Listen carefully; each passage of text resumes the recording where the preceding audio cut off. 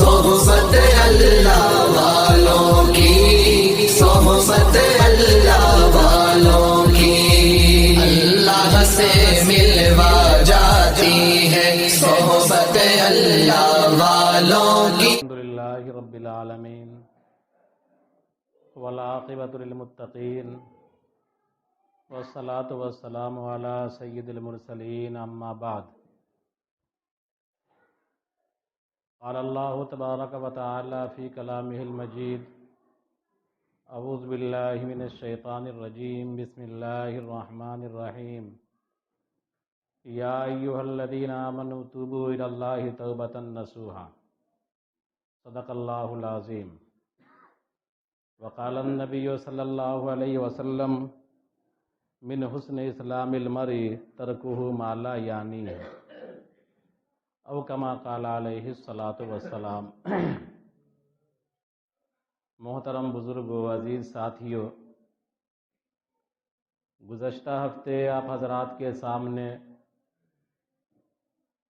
بات آئی تھی زندگی کی قدر و قیمت کے تعلق سے، وقت کی اہمیت کے تعلق سے، کہ وقت کاٹنے کی چیز نہیں ہے یا گزار دینے کی چیز نہیں ہے، بلکہ وقت کو کام میں لانے اور استعمال کرنے کی چیز ہے۔ انہی اوقات میں اپنے زندگی کو سنوارنا ہے، اور انہی اوقات میں جو اللہ تبارک و تعالیٰ نے ہم کو دیا ہے، آخرت کی تیاری کرنی ہے۔ بتایا گیا تھا کہ اسلام کی خوبی یہ ہے کہ مسلمان لا یعنی باتوں کو چھوڑ دے، لا یعنی کاموں کو چھوڑ دے، یعنی ایسا کام جس میں نہ دین کا فائدہ ہو نہ دنیا کا فائدہ ہو، ایسا کام چھوڑ دے۔ چونکہ لا یعنی کاموں کو کرتے کرتے انسان گناہوں کا ارتکاب کرنے لگتا ہے، اور پھر آگے چل کر گناہوں کا ایسا عادی ہو جاتا ہے کہ گناہ چھوڑنے کی کوشش بھی کرتا ہے تو گناہ چھوٹتا نہیں ہے۔ بہرحال تفصیل کے ساتھ بات آئی تھی۔ میرے محترم بزرگوں اور دوستو، حضرت ابراہیم ابن ادہم رحمۃ اللہ علیہ بہت بڑے بزرگ گزرے ہیں۔ تھوڑے تعارف کے بعد انہوں نے 6 پوائنٹ ذکر کیے ہیں۔ ان پوائنٹ کو میں آپ کے سامنے بیان کروں گا انشاءاللہ۔ یہ مشہور بزرگ گزرے ہیں، عیسوی اعتبار سے 7ویں صدی کے ہیں، اور ہجری اعتبار سے 2 صدی ہجری کے ہیں، یعنی 1 صدی ہجری گزر جانے کے بعد ان کی پیدائش ہوئی تھی، اور شاہی گھرانے میں انہوں نے آنکھ کھولا تھا۔ ان کے خاندان کے لوگ، قدیم ایران میں بلخ تھا تو بلخ کے حکمراں تھے۔ تاریخی روایات کے اندر آتا ہے کہ بلخ کے بادشاہ کے یہ نواسہ تھے یا متبنہ تھے، لے پالک تھے۔ بادشاہ نے ان کو اپنا ولی عہد بنا لیا تھا۔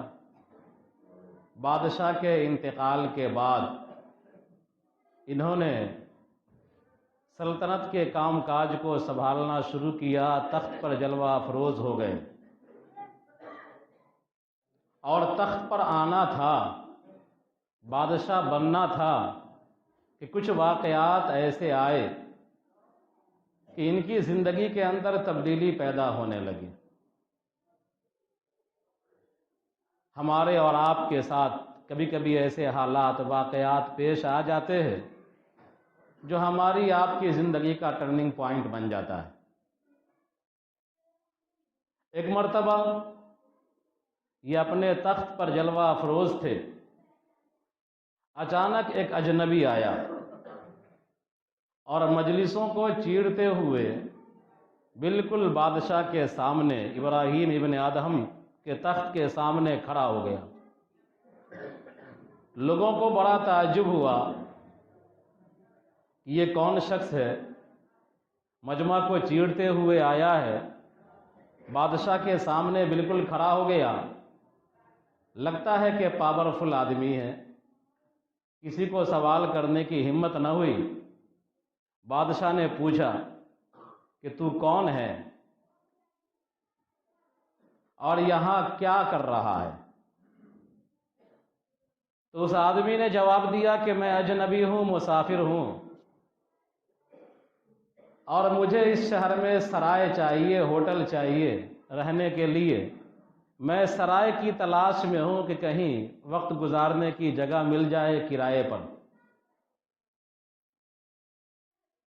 بادشاہ تھے، بادشاہ نے کہا دیکھتا نہیں ہے کہ یہ قلعہ ہے اور یہ شاہی محل ہے، یہاں سرائے کہاں؟ سرائے کھوجنا ہو تو بازار میں جاؤ۔ تو اس شخص نے کہا کہ اچھا یہ بتاؤ کہ جس تخت پر تم بیٹھے ہو، تم سے پہلے وہاں پر کون تھا؟ بادشاہ نے نام بتایا۔ پھر اس نے دوسرا سوال کیا کہ ان سے پہلے کون تھا؟ بادشاہ نے نام بتایا۔ پھر اس نے سوال کیا کہ اس تخت پر اس سے پہلے کون تھا؟ بادشاہ نے نام بتایا۔ وہ سوال کر رہا ہے، بادشاہ کو جھٹکا لگ رہا ہے اور جواب دے رہا ہے۔ پھر اس نے پوچھا کہ وہ تینوں کہاں گئے؟ کہا کہ چلے گئے، دنیا سے چلے گئے۔ تو اس اجنبی نے کہا یہ پوری دنیا سرائے ہے، یہ پوری دنیا سرائے ہے، کسی کی جاگیر نہیں ہے۔ جس طرح تمہارے پیش رو چلے گئے اور اس کی جگہ تم آ گئے، اسی طرح تم بھی چلے جاؤ گے، تمہاری جگہ کوئی دوسرا آ جائے گا۔ بادشاہ کو زور کا شوق لگا، جھٹکا لگا۔ خیر بہرحال تبدیلی شروع ہوئی ان کے اندر۔ اس کے بعد چند مہینہ گزر جانے کے بعد ایک واقعہ اور پیش آیا کہ رات میں یہ سوئے ہوئے تھے اور چھت پر آواز آئی کسی کے ٹہلنے کی، دھپ دھپ کی آواز آئی، چلنے کی۔ آواز دیا کون ہے؟ چوبدار سب، اور جو پہرے دار ہوا تھا وہ دوڑا اور چھت پر جو آدمی ٹہل رہا تھا اس کو بلا کر کے لایا بادشاہ کے سامنے۔ بادشاہ نے پوچھا کہ تو کون ہے، کیا کر رہا ہے؟ بادشاہ کون تھے؟ ابراہیم ابن ادہم۔ تو اس شخص نے کہا کہ میں دیہاتی آدمی ہوں، میرا اونٹ گم ہو گیا ہے، میں قلعے کے اوپر چڑھ کر اپنا اونٹ تلاش کر رہا ہوں۔ بادشاہ نے کہا کمال کا آدمی ہے، تیرا اونٹ گم ہو گیا، وہ قلعے پر کیسے چڑھ جائے گا اور چھت پر کیسے چڑھ جائے گا؟ تو اس آدمی نے جواب دیا کہ تو اللہ کو طلبگار ہے، اللہ کا، اللہ کو پانے کی کوشش کر رہا ہے، اللہ کی معرفت حاصل کرنے کی کوشش کر رہا ہے، تو اللہ تم کو تخت پر کیسے مل جائے گا، بادشاہت کے ساتھ تم کو کیسے مل جائے گا؟ بہرحال یہ بزرگوں کے واقعات ہیں۔ خیر انہوں نے تاج و تخت کو دھکے مارا، لات مارا اور اللہ والوں کی صحبت کے لیے نکل گئے، خدا کی معرفت حاصل کرنے کے لیے، معرفت کا نور حاصل کرنے کے لیے یہ اللہ والوں کی صحبت میں نکل گئے اور شاہی محلات کو، قلعے کو اور تاج و تخت کو لات مار دیا، چھوڑ دیا۔ ایک جنگل کی طرف چلے گئے، دریا کے کنارے جنگل میں رہنے لگے، ہفتے میں لکڑی کاٹتے تھے اور لکڑی لے جا کر کے بیچ دیا کرتے تھے، اس سے گزر اوقات ان کا ہوا کرتا تھا۔ ایک مرتبہ سلطنت کے وزراء کو پتہ چلا کہ ہمارا بادشاہ جس نے تاج و تخت کو لات مارا ہے وہ فلانی جگہ ہے، دریا کے کنارے رہتا ہے، دریا کا پانی پیتا ہے، موٹا جھوٹا کھاتا ہے، اور سلطنت کا نظام بگڑ رہا ہے، اس نے لات مار دیا، ٹھوکر مار دیا ہے سلطنت کو۔ تو وزراء نے پلان بنایا کہ چلتے ہیں ان کی خدمت میں اور ان سے کہتے ہیں کہ آپ دوبارہ اپنے منصب پر آ جائیے، اپنا عہدہ سنبھال لیجئے، سلطنت کا کام کاج ٹھیک سے نہیں چل رہا ہے۔ تمام وزراء جب وہاں پہنچے تو یہ اپنی گدری پہنے ہوئے، موٹا جھوٹا کپڑا پہنے ہوئے اور لوہے کی سوئی لے کر کچھ سل رہے تھے۔ وزراء کھڑے ہوئے، انہوں نے درخواست کی تو انہوں نے وہ سوئی تالاب میں پھینک دی۔ تالاب میں پھینکنے کے بعد وزیروں سے کہا کہ تم میں سے کون ہے جو اس سوئی کو نکال کر مجھے واپس کر دے۔ تالاب میں پھینک دیا ہے، ندی میں پھینک دیا ہے، اور کہہ رہے ہیں تم میں سے کوئی ایسا شخص جو ندی میں سے میری سوئی ہے وہ سوئی نکال کر کے مجھے لوٹا دے۔ تمام وزراء حیران تھے کہ سوئی جیسی چیز نہر میں، تالاب میں یا ندی میں گھس کر کے ڈبکی لگا کر کے کھوجنا تو ناممکن ہے۔ تمام وزراء نے عاجزی ظاہر کی۔ بادشاہ نے، ابراہیم ابن ادہم نے، جو بادشاہت چھوڑ کے آئے تھے، اللہ والے ہو گئے تھے، انہوں نے دریا کے کنارے جا کر مچھلیوں کو آواز دیا کہ اے خدا کی مخلوق، خدا کے حکم سے میرا سوئی لوٹا دو۔ لوگوں نے دیکھا اپنی آنکھوں سے کہ مچھلیاں اپنے منہوں میں سونے کا یا چاندی کی سوئی وغیرہ لے کر کے نمودار ہوئیں۔ ایک مچھلی جو لوہے کی سوئی لے کر کے بھی نمودار ہوئی، اور وہی سوئی ان کی تھی، ابراہیم ابن ادہم کی۔ انہوں نے وہ سوئی، اپنی سوئی لے لیا اور تمام وزیروں سے مخاطب ہو کر کے کہا کہ تمہاری سلطنت اور میری سلطنت دیکھو کہ تمہاری سلطنت کی کیا حیثیت ہے میری اس سلطنت کے آگے، کہ اللہ تبارک و تعالیٰ کے حکم سے مچھلیاں بھی میری اطاعت کرتی ہیں۔ بہرحال میں تعارف کے طور پر یہ واقعہ ان کا سنایا ہے۔ بہت مشہور بزرگ گزرے ہیں۔ امام ابو حنیفہ رحمۃ اللہ علیہ کا زمانہ پایا ہے، امام ابو یوسف رحمۃ اللہ علیہ کا زمانہ پایا ہے، سفیان ثوری رحمۃ اللہ علیہ جیسے محدث ان کے شاگرد ہیں، امام اوزاعی رحمۃ اللہ علیہ جیسے محدث ان کے شاگرد ہیں، فضیل ابن عیاض جیسے بزرگ ان کے پیر مرشد ہیں۔ بہرحال ان کے پاس ایک شخص آیا، اب میں پوائنٹ پر آ رہا ہوں کہ ان کے پاس ایک شخص آیا اور اس شخص نے ان سے عرض کیا کہ ہمارے آقا، ہمارے سردار، میں گناہ بہت کرتا ہوں اور چھوڑنے کی کوشش کرتا ہوں، لیکن گناہ چھوٹ نہیں رہا ہے۔ آپ کا بھی سوال ہے، ہمارا بھی سوال ہے، دنیا میں بسنے والے تمام انسانوں کا سوال ہے یہ کہ بھائی کیا کرے، لت لگ گئی ہے گناہ کی، نہیں ہو پا رہا ہے، نہیں چھوٹ رہا ہے۔ تو اس شخص نے سوال کیا ابراہیم ابن ادہم سے کہ گناہوں کی لت مجھے ایسی لگی ہے کہ گناہ چھوڑنا چاہتا ہوں لیکن چھوٹ نہیں رہا ہے۔ تو فضیل ابن عیاض نے ابراہیم ابن ادہم نے لگاتار ان کو 6 پوائنٹ گنائے گناہوں کو ترک کرنے کے سلسلے میں۔ ان سے پوچھا کہ تم کس کا رزق کھاتے ہو، کس کی روزی کھاتے ہو؟ تو اس شخص نے کہا کہ اللہ کی دی ہوئی روزی کھاتا ہوں، اللہ کا رزق کھاتا ہوں۔ ابراہیم ابن ادہم نے کہا کہ دیکھو، جب تمہارے دل میں گناہ کا خیال آئے تو گناہ کرو، جتنا کرنا ہے کر لو، لیکن گناہ کرنے سے پہلے خدا کا رزق چھوڑ دو، یعنی خدا کا رزق کھانا چھوڑ دو۔ اس شخص نے کہا کہ پوری کائنات تو اسی کا رزق کھاتی ہے، بھلا ہم کیسے رزق چھوڑ سکتے ہیں؟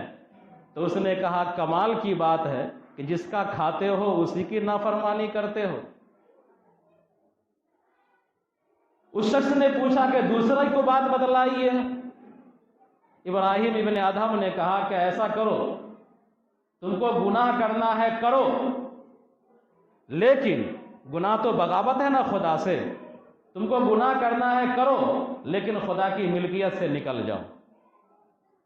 اب ظاہر سی بات ہے، پوری زمین، پورا آسمان، خلا فضا، سمندر، بر بحر، سب تو اسی کی ملکیت ہے۔ تو اس شخص نے کہا کہ میں خدا کی ملکیت سے کیسے نکل سکتا ہوں؟ تو حضرت ابراہیم ابن ادہم نے کہا کہ جب تم خدا کی ملکیت سے نہیں نکل سکتے تو خدا کی ملکیت میں رہ کر کے خدا سے بغاوت کیوں کر رہے ہو؟ پھر اس نے کہا کہ اور بتائیے۔ ابراہیم ابن ادہم نے کہا کہ اگر تمہارے دلوں میں گناہ کا خیال آئے تو گناہ کرو، لیکن اللہ تبارک و تعالیٰ کے نگاہوں سے چھپ کر کے گناہ کرو۔ تم جہاں چھپنا چاہو چھپ جاؤ، لیکن خدا کی نگاہ میں گناہ نہ کرو۔ اس شخص نے کہا کہ یہ کیسے ہو سکتا ہے؟ اللہ تعالیٰ تو سمیع ہے، بصیر ہے، سننے والا ہے، دیکھنے والا ہے، دلوں کے بھید کو جاننے والا ہے۔ ابراہیم ابن ادہم نے کہا کہ جب تم جانتے ہو کہ خدا تعالیٰ سمیع ہے، بصیر ہے، دیکھنے والا ہے، سننے والا ہے، دلوں کے بھید سے واقف ہے، تو تم خدا کی نافرمانی کا ہمت کیسے کر سکتے ہو؟ پھر اس شخص نے کہا اور بتائیے آگے۔ یہ 3 پوائنٹ ہوا۔ ابراہیم ابن ادہم نے کہا کہ دیکھو، اگر تم کو گناہ کرنا ہی ہے تو گناہ کرو، لیکن جب ملک الموت آ جائے تو ملک الموت سے ذرا مہلت مانگ لینا کہ ہم کو توبہ کرنے کی مہلت دے دیا جائے۔ اس شخص نے کہا کہ موت کا وقت تو متعین ہے، جب فرشتہ موت آ جائے گا تو لمحے بھر کی فرصت نہیں ملے گی، موقع نہیں ملے گا، مہلت نہیں ملے گی۔ بھلا وہ ملک الموت اسرائیل علیہ السلام کیسے ہم کو مہلت دے سکتا ہے؟ تو ابراہیم ابن ادہم نے کہا کہ اس سے پہلے تم توبہ کر لو، گناہ کرو گے ہی کیوں کہ تم کو مہلت کی ضرورت پڑ جائے۔ پھر اس نے کہا آگے بتائیے۔ ابراہیم ابن ادہم نے کہا کہ ایسا کرو، تم کو گناہ کرنا ہے گناہ کرو، لیکن قبر میں جو منکر نکیر آئیں گے سوال کرنے کے لیے، ان کو دھکے مار کر کے ہٹا دینا، بھگا دینا کہ مجھ سے سوال مت کرو۔ تو اس شخص نے کہا کہ یہ کیسے ہو سکتا ہے؟ منکر نکیر اتنا عظیم فرشتہ وہ سوال کرنے کے لیے آئے گا، من ربک ما دینک ما تقول فی ھذا الرجل، اور ہم کیسے اس کو بھگا سکتے ہیں یا کیسے ہم اس کے سوال سے بچ سکتے ہیں؟ تو انہوں نے کہا پھر گناہ کی جرأت کیسے کر سکتے ہو؟ تم ان کے سوال کے جواب دینے کی تیاری کرو دنیا کے اندر۔ پھر اس شخص نے کہا کہ آگے بولیے۔ ابراہیم ابن ادہم نے کہا کہ ایسا کرو، گناہ کرنا ہے کرو، لیکن آخرت میں جب تمہارے بارے میں جہنم کا فیصلہ کر دیا جائے گا اور اعلان کر دیا جائے گا کہ فلاں آدمی جہنمی ہے، اور جہنم کے فرشتے تم کو گھسیٹ کر لے جانے کے لیے آئیں گے، تو ان فرشتوں سے اپنے آپ کو بچا لینا۔ اس شخص نے کہا کہ کیسے ہم اس فرشتے سے بچ سکتے ہیں؟ عذاب کے داروغہ سے کیسے ہم بچ سکتے ہیں؟ جہنم کے داروغہ سے کیسے بچ سکتے ہیں؟ ابراہیم ابن ادہم نے کہا پھر کیسے تم گناہوں کی جرأت کر سکتے ہو؟